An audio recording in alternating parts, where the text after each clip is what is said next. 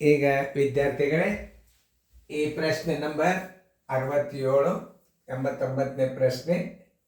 ಇಂಥ ಸಣ್ಣ ಲೆಕ್ಕಗಳನ್ನು ಕಲ್ಕೋತ ಮುಂದೆ ದೊಡ್ಡ ಲೆಕ್ಕ ಕಲ್ಕೋತ ಹೋಗುದು.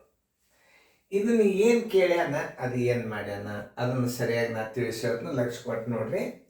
ಕೆಳಕಂಡವಲ್ಲಿ 8% ಸಮನಾದ ದಶಮಾಂಶ ಯಾವುದು ಎಂದರೆ ಈ 8% ದಶಮಾಂಶದಾಗ ಬರೀರಿ ಅಂತಾರೋ.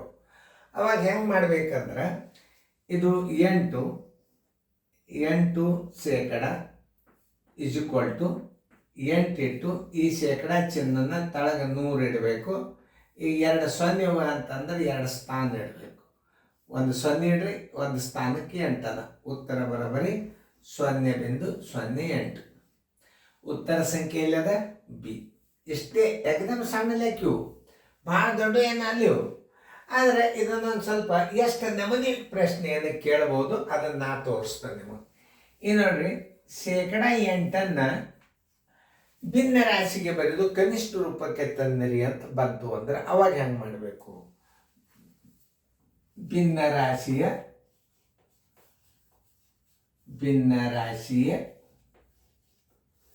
ಕನಿಷ್ಠ ರೂಪ ಅಂತ ಹಿಂಗೆ ಕೊಟ್ಟಿದ್ದ ಅಂದ್ರೆ ಇದನ್ನು ಹೆಂಗೆ ಮಾಡ್ತೀರಿ? ಕನಿಷ್ಠ ರೂಪ ಇರಲಿ ಅಂತ ತಿಳಿಸಿ ಹೇಳ್ತಾನೆ. ಈಗ 8 ಅದ, ತಳಗ 100 ಇಡ್ರಿ. 4 2 4 25 ನೋಡ್ರಿ, 2 25 ಆಯ್ತು. ಇದನ್ನು ಹಿಂಗೂ ಇಡ್ಬೋದು.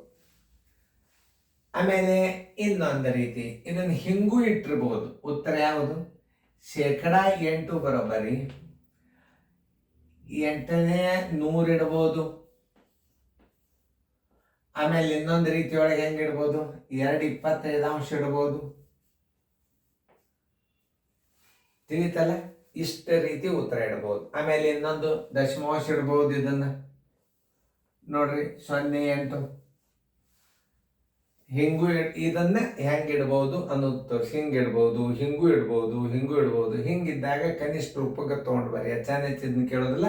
ಕನಿಷ್ಠ ರೂಪಕ್ಕೆ ಭಿನ್ನ ರಾಶಿಗೆ ಇಡಾಗಂದ್ರೆ ಹಿಂಗೆ ಇಡಬೇಕು. ಇದಕ್ಕೆ ಕನಿಷ್ಠ ರೂಪ ಅಂತಾರೆ.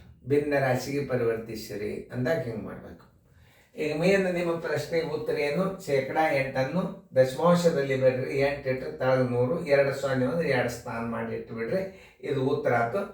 ಇದನ್ನೇ ಎಷ್ಟು ನಮೂನಿ ಕೇಳ್ಬಹುದು ಅಂದ್ರೆ, 8% ಭಿನ್ನ ರಾಶಿಯ ಕನಿಷ್ಠ ರೂಪಕ್ಕೆ ತೊಗೊಂಡು ಬರ್ರಿ ಅಂತಂದಾಗ 8 ತಳಗ 100, 4 2 4 25 ಇದು ಕನಿಷ್ಠ ಭಿನ್ನ ರಾಶಿಯ ರೂಪ. ಇವು ನೆನ್ಪಿಟ್ಬೋದು, ಬಿಡ್ಬೋದು. 8% ಕನಿಷ್ಠ ಭಿನ್ನ ರಾಶಿಗೆ ಪರಿವರ್ತಿಸಿರಿ ಅಂದಾಗ ಹಿಂಗೆ ಮಾಡಬೇಕು. ದಶಮಾಂಶದಾಗ ಅಂದ್ರೆ ಹಿಂಗೆ ಮಾಡ್ಬೇಕು. 100ನೇ ಶೇಕಡಾದಲ್ಲಿ ಬರೆಯಿರಿ. ಶೇಕಡ ಭಿನ್ನ ರಾಶಿ ಅಂತಾರೆ ಇದಕ್ಕೆ. ಇದು ಭಾಳ ಇಂಪಾರ್ಟೆಂಟ್. ಶೇಕಡ ಭಿನ್ನ ರಾಶಿ ಅಂದ್ರೆ ಇದೆ. ಕನಿಷ್ಠ ರೂಪ ಅಂದ್ರೆ ಇದು. ಪ್ರತಿಯೊಂದು ಪಾರ್ಟ್ಸ್ ಬಗ್ಗೆ ನೀವು ಅರ್ಥ ಮಾಡ್ಕೋಬೇಕು. ಇದು 8% ಇಡ್ರಿ ಅಂದ್ರೆ ಇದು ಶೇಕಡಾದಾಗ ಇಟ್ಟಂಗೆ ನೀವು 100 ಶೇಕಡಾದಾಗ ಇಡ್ರಿ ಅಂದ್ರೆ ಹಿಂಗೆ. ಕನಿಷ್ಠ ರೂಪಕ್ಕೆ ತೊಗೊಂಡು ಬರ್ರಿ ಅಂದ್ರೆ ಹಿಂಗೆ. ಎಲ್ಲ ಪ್ರಶ್ನೆಗಳ ಪ್ರತಿಯೊಂದು ಮೀನಿಂಗ್ ಸರಿಯಾಗಿ ಮಾಡ್ಕೊಂಡ್ರಿ ಅಂತಂದ್ರೆ ನೀವು ಉತ್ತರ ಸರಳ ಕಂಡುಹಿಡಿಲಿಕ್ಕೆ ಬರ್ತದೆ. ಸರಿಯಾಗಿ ಅರ್ಥ ಮಾಡ್ಕೊಂಡ್ಲ. ಇನ್ನು ಮುಂದಿನ ಗಣಿತಗಳು ಆದಷ್ಟು ಬೇಗನೆ ಕಲೀರಿ. ಮುಂದೆ ನಿಮ್ಮ ಹೆಂಗೆ ಅಪ್ಲೋಡ್ ಮಾಡ್ತಿರ್ತಾನೋ ನವೋದಯ ಮುಗಿದಿಂದ ಮತ್ತು ನಿಮ್ಮ ಬ್ಯಾಂಕಿನ ಪರೀಕ್ಷೆ ಪಾಸ್ ಆಗಂಥ ಗಣಿತಗಳನ್ನು ನಾವು ಮುಂದೆ ಹಾಕೋರು ಇದ್ದೀವಿ. ಅವತ್ತನ್ನು ಅಭ್ಯಾಸ ಮಾಡಿರಿ. ಕ್ರಮಬದ್ಧವಾದ ಅಭ್ಯಾಸವನ್ನು ಮಾಡ್ರಿ. ನೀವು ನವೋದಯ ಮುಗಿದ ಕೂಡಲೇ ಕೈ ಬಿಡಬೇಡ್ರಿ. ಇದಕ್ಕೆ ಈ ಅಭ್ಯಾಸನ ರೆಗ್ಯುಲರ್ ಆಗಿ ಮಾಡ್ಕೊತ ಹೋಗಿಬಿಡ್ರಿ. ಮುಂದೆ ನಿಮ್ಗೆ 6ನೇ ತಕ್ಕ 7ನೇ ತಕ್ಕ 2 ತಕ್ಕ ಎಲ್ಲಿ ಕಲ್ತಮ್ಮ, ಎಲ್ಲಿ ಕಲ್ತು ಬಂದಿದ್ದೀನಿ ಅನ್ನೋದು ಪ್ರತಿಯೊಬ್ಬರು ಪೇರೆಂಟ್ಸ್ಗೂ ರೆಸ್ಪೆಕ್ಟ್, ವಿದ್ಯಾರ್ಥಿಗೆ ಬೆಲೆ.